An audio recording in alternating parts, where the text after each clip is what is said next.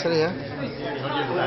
வணக்கம். தமிழ் தேசிய கூட்டமைப்பின் நாடாளுமன்ற உறுப்பினர் திரு இரா சம்பந்தன் அவர்களே, அதாவது இன்று பிரித்தானியாவில் நடைபெற்ற இந்த பாராளுமன்ற நிகழ்வில் பல வெள்ளைக்காரர், அதாவது வேற்றின அமைச்சர்கள் மற்றும் எம்பிக்கள் கூட சர்வதேச போர்க்குற்ற விசாரணை தேவை என்று இங்கே முன்மொழிந்திருக்கின்றார்கள். குறிப்பாக பிரித்தானியாவின் எதிர்க்கட்சி தலைவர் கூட இந்த கருத்தை முன்வைத்திருக்கின்றார். இந்த வகையிலே தமிழ் தேசிய கூட்டமைப்பின் தலைவர் என்ற முறையில் நீங்கள் இதே கோரிக்கை, அதாவது சர்வதேச விசாரணை தேவை என்ற கோரிக்கையை இலங்கை நாடாளுமன்றத்திலே முன்வைக்க முனைவீர்களா? இந்த கோரிக்கை நாங்கள் முன்வைத்து தற்போது வரத்தான 2 வருடங்கள் ஆகிவிட்டன.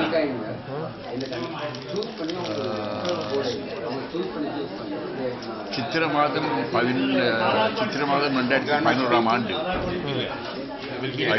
ஐக்கிய நாடு சபை செயலாளர் நேரத்தால் நியமிக்கப்பட்ட நிபுணர் குழு தங்களுடைய அறிக்கையை வெளியிட்ட பொழுது அந்த அறிக்கையில் சர்வதேச மனிதாபிமான சட்டங்கள், சர்வதேச மனித சட்டங்கள் மீறப்பட்டு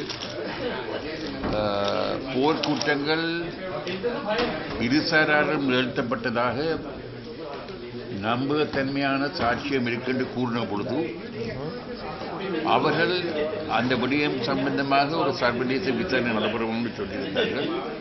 அந்த அறிக்கையை வரவேற்று அவ்விதமான விசாரணை நடைபெற வேண்டும் என்று நாங்கள் அப்பவே கேட்டாங்க. நீங்கள் இப்ப இருக்கிற கேள்வி ஒரு புது கேள்வியா இல்லை, இதை மீண்டும் வலியுறுத்துவீர்களா என்றுதான் நாங்கள் கேட்கின்றோம். அதாவது எந்த பேச்சிலையும் நான் இதை சொன்னேன். நான் இன்றைக்கு பேசுகிற பேச்சிலையும் நான் பயிரகமா சொன்னேன்.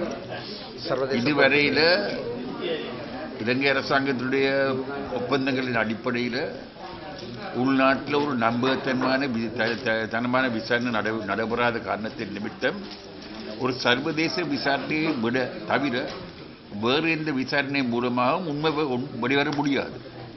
அதனால் உண்மை வெளியே கொண்டுவரப்பட வேண்டும். ஒரு சர்வதேச விசாரணை நடைபெற வேண்டும் என்று நாங்கள் கேட்டிருக்கோம். இதை தவிர ஐநாவுக்கு நீங்கள் ஏன் செல்லவில்லை? அதாவது ஐநா பாராளுமன்ற அமர்வுகள் நடைபெற்றிருக்கின்றன, மனித உரிமை அமர்வுகள், அந்த அமர்வுகளுக்கு ஏன் செல்லவில்லை? அதாவது 13ஆம் தேதி நடக்க இருக்கின்ற அமர்வுகளுக்கு நீங்கள் செல்கின்றீர்களா? இந்த மாதம் மார்ச் 13 பேர் ஒரு பேரில் சில பேர் செல்வார் நினைக்கிறேன் நான். ஆனால் நாங்கள் இந்த விடயத்தை முடிவெடுக்கிறேன். நாங்கள் இந்த விடயத்தில் விசேஷமாக இந்த பிரேரணையை கொண்டு வருகின்ற சர்வதேச நாடுகளுடன், அதை ஆதரிக்கிற நாடுகளுடன் நாங்கள் கலந்து பேசித்தான் நாங்கள் செயல்படுறோம். எல்லா விஷயங்களும் நாங்கள் பகிரங்கமாக சொல்ல முடியாது. புகழ் பெறுவதற்காக, பேர் பெறுவதற்காக நாங்கள் ஐக்கிய நாடு சபைக்கு செல்ல முடியாது. ஆனால் அங்கு நடைபெற வேண்டிய விஷயங்கள் எல்லாம் நடைபெறக்கூடிய வகையில் நாங்கள் செய்ய வேண்டிய அத்தனை விஷயங்களையும் செய்து கொண்டிருக்கிறோம். அதை கூட பகிரங்கமாக எனக்கு சொல்ல விருப்பம் இல்லை. ஏன்னா எனக்கு பிரசாரம் தேர்வு இல்லை, எனக்கு தேர்வு பலகாரம், பிரசாரம் அல்ல.